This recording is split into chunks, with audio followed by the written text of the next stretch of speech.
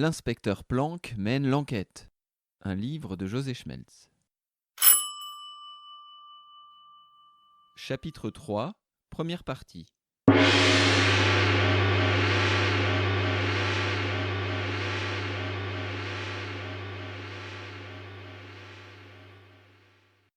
Peu après son retour du lycée, à la descente du bus, Salomé tenta, une fois n'est pas coutume, de se mêler un peu aux autres, en s'immisçant dans les conversations qui naissaient sur la place entre les lycéens.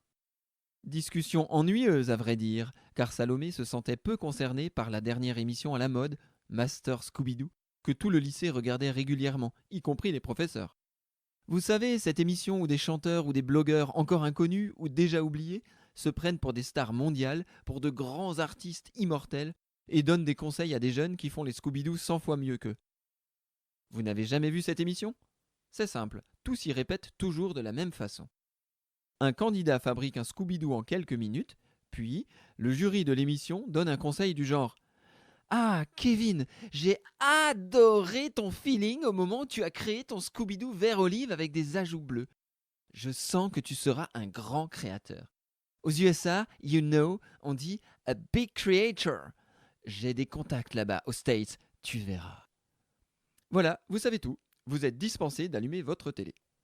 Bref, Salomé s'apprêtait à fuir cette conversation terrifiante quand soudain, un gyrophare et une sirène surpuissante coupèrent la parole à tout le monde. À noter pour plus tard, demandez à mes professeurs de français et de physique si un gyrophare, qui est un signal lumineux, peut effectivement couper la parole, qui est un signal sonore. L'inspecteur Planck, qui arrivait en trombe au volant de sa voiture de fonction, freina brutalement en bousculant au passage une jardinière de géranium qui n'avait rien fait pour mériter ça.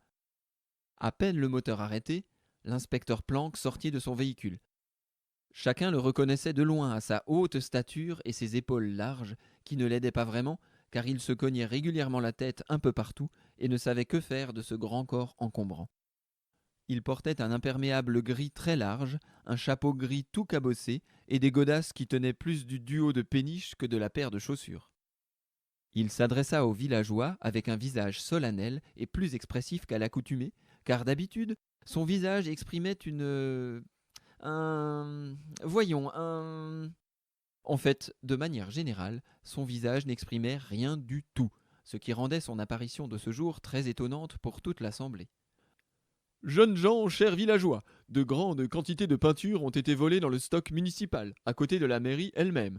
Du jamais vu dans notre village si calme, peuplé d'honnêtes citoyens. Bien que je n'habite plus ici depuis presque une année, monsieur le maire m'a immédiatement appelé pour rétablir l'ordre et le calme et retrouver la peinture volée. Alors, pas de panique, je mène l'enquête. Appelez-moi si vous avez des informations. » L'inspecteur repartit rapidement, bien content de l'effet qu'il avait provoqué chez les habitants de Bourg-la-Verdure. Et effectivement, dans tout le village, les discussions furent animées jusque tard dans la soirée. On constitua même une brigade de citoyens volontaires pour patrouiller vers la mairie et dans les alentours, et éventuellement empêcher les voleurs de réitérer leurs méfaits.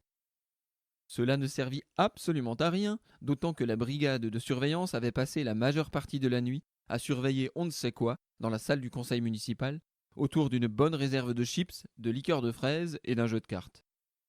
Rien d'étonnant alors à ce que, le lendemain matin, les rues si paisibles de Bourg-la-Verdure aient retenti d'un nouveau passage en trombe de l'inspecteur Planck, qui arracha au passage une autre jardinière innocente.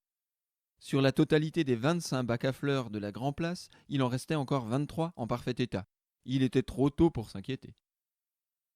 L'inspecteur Planck reprit la parole avec encore plus de gravité que la veille.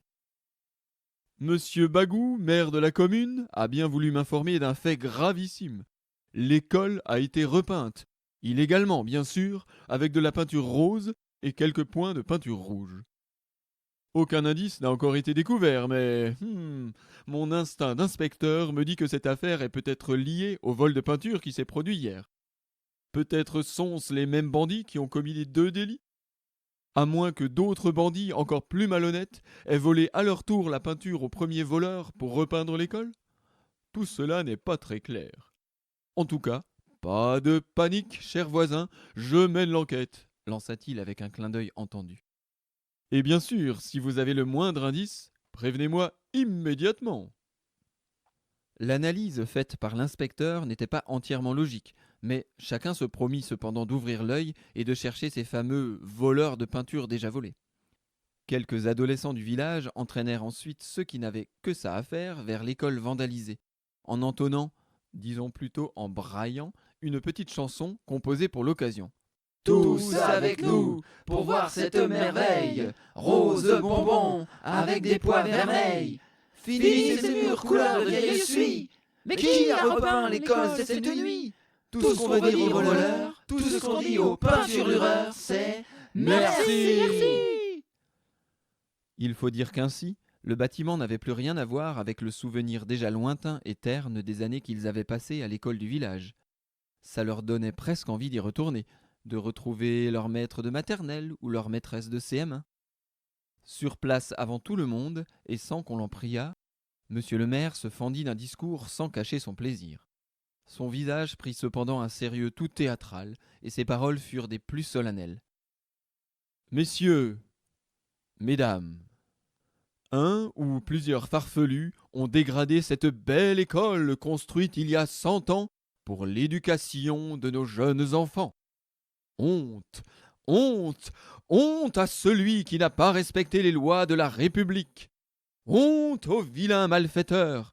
Mais grâce à l'inspecteur Planck, nous allons les arrêter rapidement. N'est-ce pas, inspecteur ? Oui, tout à fait, monsieur le maire. Les peintres sauvages n'ont pas leur place à Bourg-la-Peinture. Halte aux voleurs de verdure, répondit l'inspecteur, à qui il arrivait régulièrement d'être distrait. Le maire reprit. En tant que maire de ce village, c'est avec la plus grande fermeté que je sévirai envers les coupables. Et n'oubliez pas de voter pour moi, les élections approchent. Merci, merci. Pour Salomé comme pour les autres jeunes du village, repeindre une école en rose avec des pois rouges était un délit plutôt amusant. En outre, ça occupait bien l'inspecteur, qui n'était jamais aussi drôle que lorsqu'il essayait en vain de résoudre un problème. Et tant pis pour les jardinières. De toute façon, les géraniums, au bout d'un moment, ça lasse, et même en Alsace. À noter pour plus tard, apprendre à faire des rimes meilleures que dans mes cauchemars. Tout enthousiasmée par ce malfaiteur qu'elle imaginait a priori sympathique, Salomé rentra chez elle, salua bien sûr d'abord ses parents, avant d'emprunter le grand escalier menant à sa chambre pour aller câliner son rongeur préféré, Kiki, pour ceux qui n'auraient pas bien suivi. Un peu foufou, mais tellement doux ce Kiki. Salomé l'adorait. De manière générale, Kiki était une petite bête énergique qui sautait partout, qui caracolait dans toute la chambre et plus loin encore quand Salomé oubliait de fermer la porte. Mais c'est un hamster, que voulez-vous ? On ne peut pas lui demander d'être sage comme une lycéenne studieuse. Dans sa cage, il enrage, il s'affole, et dès qu'il est libre, il s'échappe, il se cache, puis Salomé l'attrape après une belle course-poursuite au milieu des tapis, des coussins, des tas d'habits ou des piles de livres. Bref, ça court, ça croque, ça crie aussi. C'est Kiki.